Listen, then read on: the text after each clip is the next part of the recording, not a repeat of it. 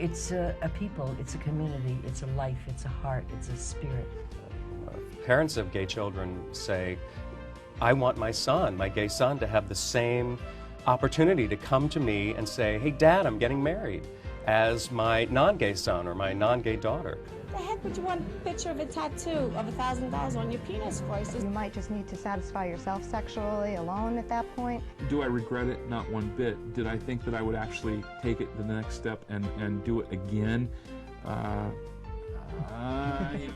And what goes into their life, how they handle it. There are 12 houses, and each one of those houses has a particular function. Look into yourself, think about it, and just be whoever it is that speaks to you.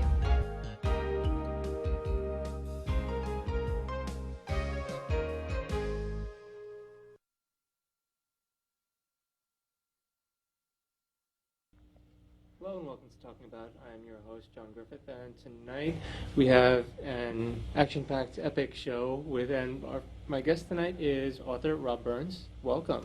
Thank you. It's quite something I have to live up to now. So, well, your current book is Straight Lies. Yes, out in about a week in bookstores everywhere. So that's, well, we're shooting March of '09. Right. The internet is forever, so so it will be That's out exactly. and available for a good long time. We're hoping. So, okay, and so, well, what made you pursue writing as a career? I think if it's in you, you pursue it. I mean, that's a pretty vague answer, but you know, it's for almost all of us, it's not financially rewarding, it's personally rewarding, it's like anyone else pursues a creative outlet. It just happened to be something that I felt I had a talent for, and some people at least agree. So, you know, I lucked out. I got a first book published back in 2002, and I just kept going. Well, the inspiration for that first book? The inspiration for the first book, I have to explain first, the book is not autobiographical because people, even my own stepmother had that question.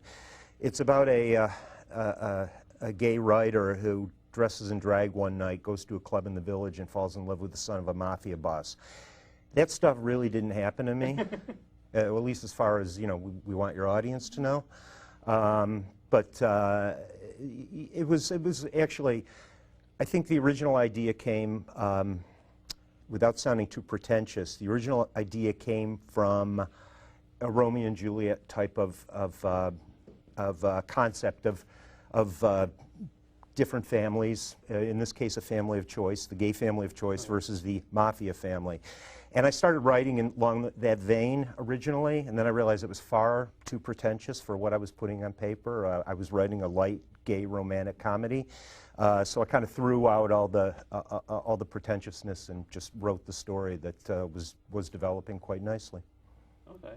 And the title of that book is? That was The Night We Met, okay. 2002. Still in print. That's well, that's always an accomplishment. I mean, there's such a wealth of material available for readers these days in so many different outlets that, yeah, and any sort of staying power is great, and you've obviously got that. And Straight Lies. Straight Lies.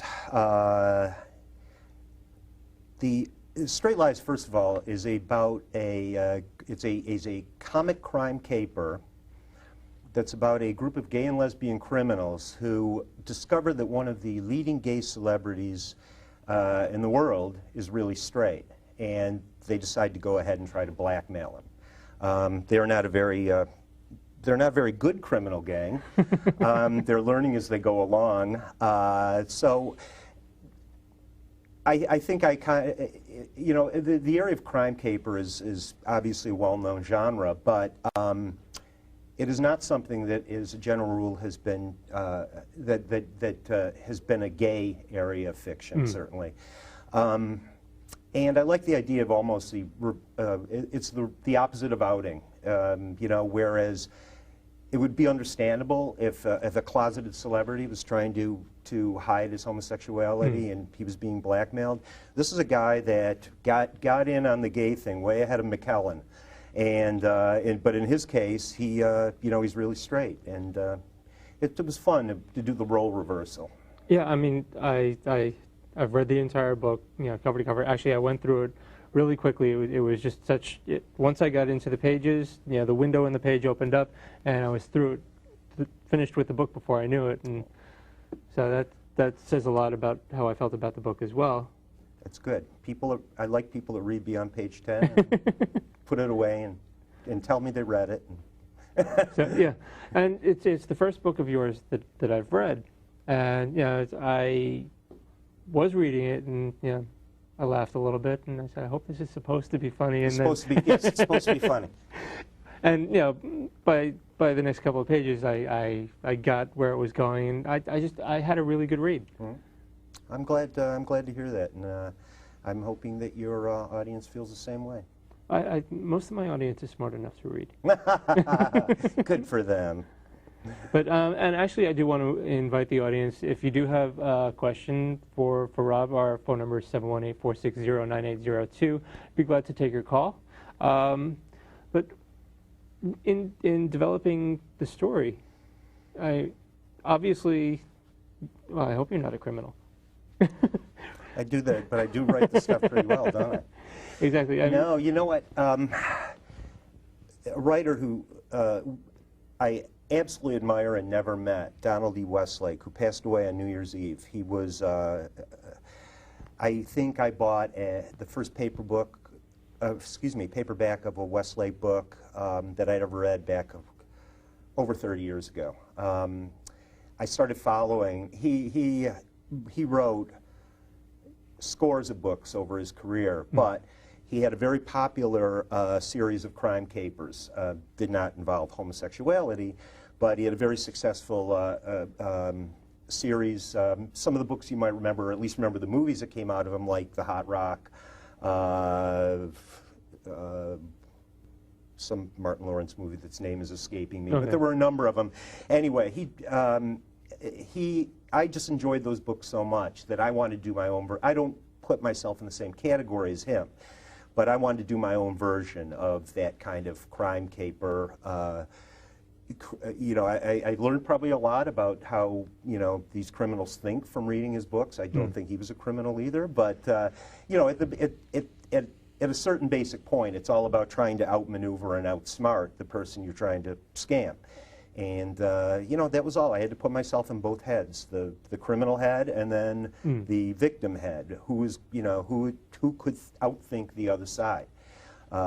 My guys are, admittedly, my criminals are less intelligent, I think, than the people they're trying to scam, but they have the street smarts that makes up for it. Okay. I mean, where within yourself do you find these voices? It depends. A lot of these people I know. I don't know them as criminals, but I know them. I know the type of people that it isn't inconceivable. Say the lesbian realtor who likes to commit crimes on the side. I know somebody that I could think of as the model for that person. Okay. A lot of the other people. I definitely, and especially the actor, there's a gossip column editor in there, and I really know those people in real. They're kind of equivalent in real life, so it was easy in a sense to, characters are exaggerated. I like to think I don't know anybody that's quite as heinous as anybody in that book. You start with the germ of the truth. There was one book I did, my second book, Trust Fund Boys, which was about a couple of younger guys that were starting to get a little older, and they were on the make. They were too old to be kept boys, but they were too young to. They were also getting too old to make it on their own. So they were trying their last little shot to be. They weren't hustlers. They were trying to be, but they were trying to rise to a different station. Okay. And those people actually, that was probably the closest to autobiographical. Not that I actually did that, but I knew a lot of people around the time I conceived of the book that were doing that. They were pretending to have money so they could fit in better with a moneyed crowd, and therefore benefited by being with the moneyed crowd who would take them to restaurants. Right. So that was probably the closest to reality. That was also the book that people, I got more trashed on by Publishers Weekly and stuff than. You know, I mean, my third book was about, you know, a 70-year-old Hollywood actor that comes out of the closet. Even though I'm starting to approach that age, I'm not, you know. Well, if that's true, it doesn't show. Well, thank you. And at a certain point, you know, it's all about the imagination. You just, you can base various characters on germs of truth and voices you hear from people you know, but a lot of it has just got to be where your imagination takes you. Mm. No, because I mean, we have a lot of different creative people on the show, and I always find it fascinating to learn about the individual's creative process, because with everybody, I mean, there may be elements of the same thing within it, but everybody has their own process, and right. It comes from a different place, and it just evolves differently, and I always find that fascinating. Another thing I find is great inspiration. After I sign the contract on a couple of days, you know, a couple-page proposal, and they pay me part of my advance, and they give me a deadline, and I have spent the advance money, so I really need to write a book by that deadline. So that's also great creative inspiration. Yes. And also, you've done some short stories, and you've contributed to anthologies as well? Yeah. Well, the first published writing I ever did, which was published, it was a vanity publication, but it was done with very professional writers. It was called Strange Bedfellows. It came out in 2000. And it was written as an outgrowth of a group I used to belong. CompuServe is pretty much dead as a home for online forums, right, and an online community. But back then it was still going pretty strong. And there was a very active CompuServe writers community. And so they wanted to write this, since 2000 presidential elections, they said, let's write erotica with a political theme.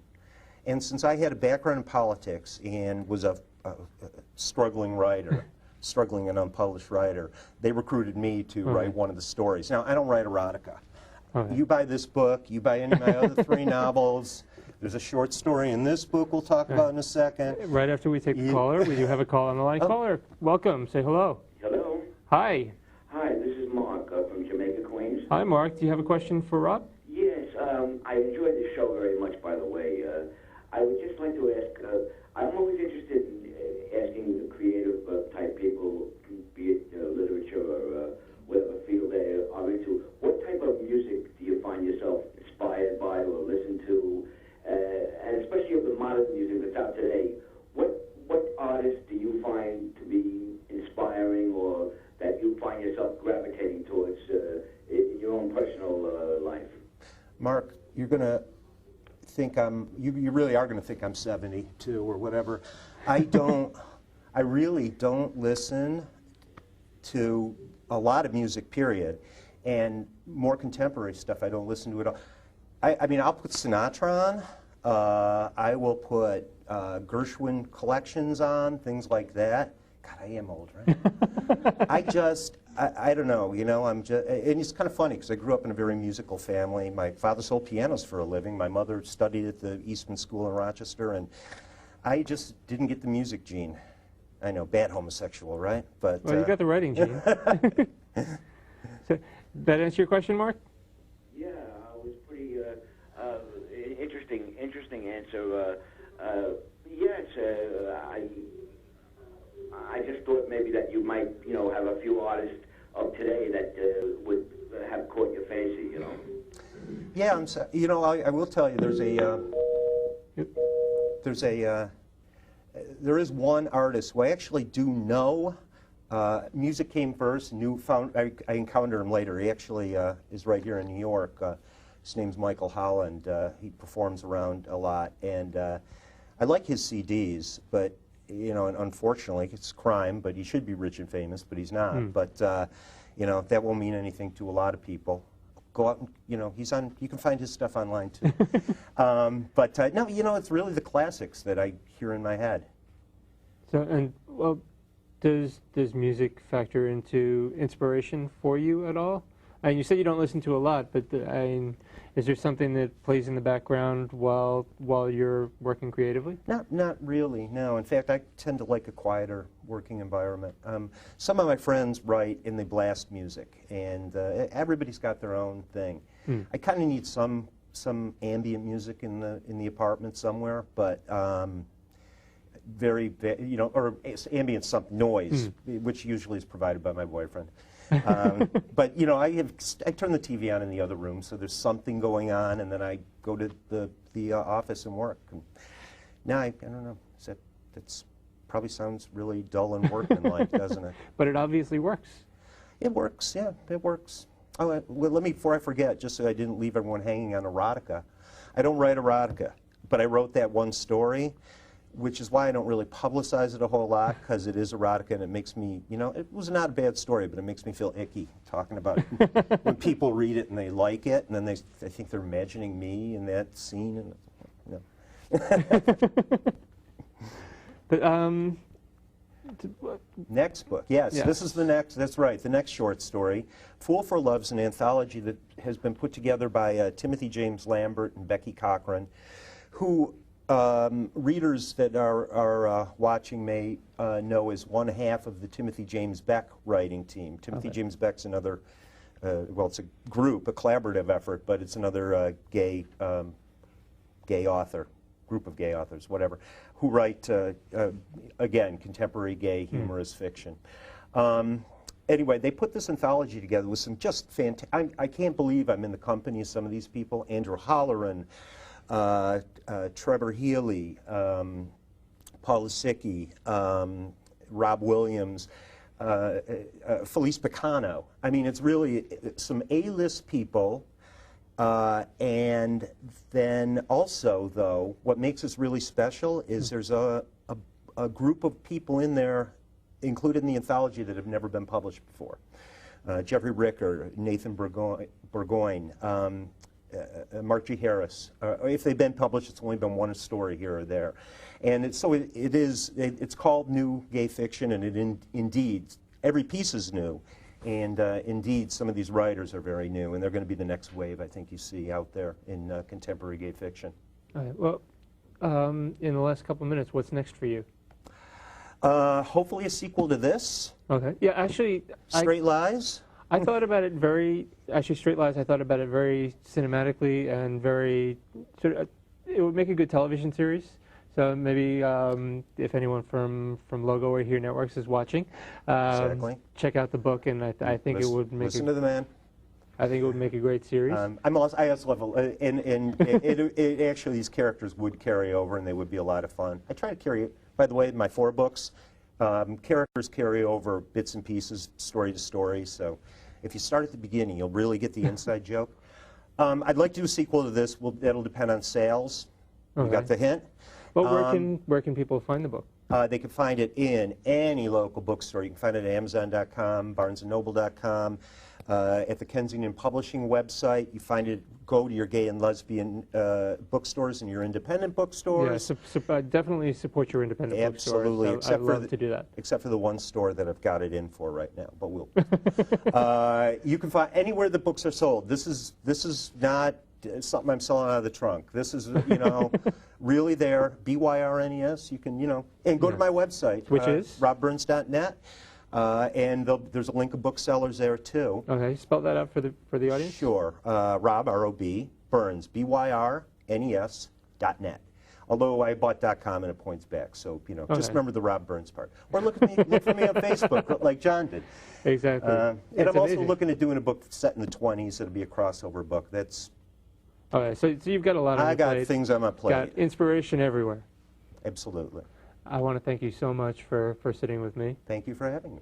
So, and I'm John Griffith with Rob Burns. Thank you so much. Thank you. Thank you, John. And stay tuned.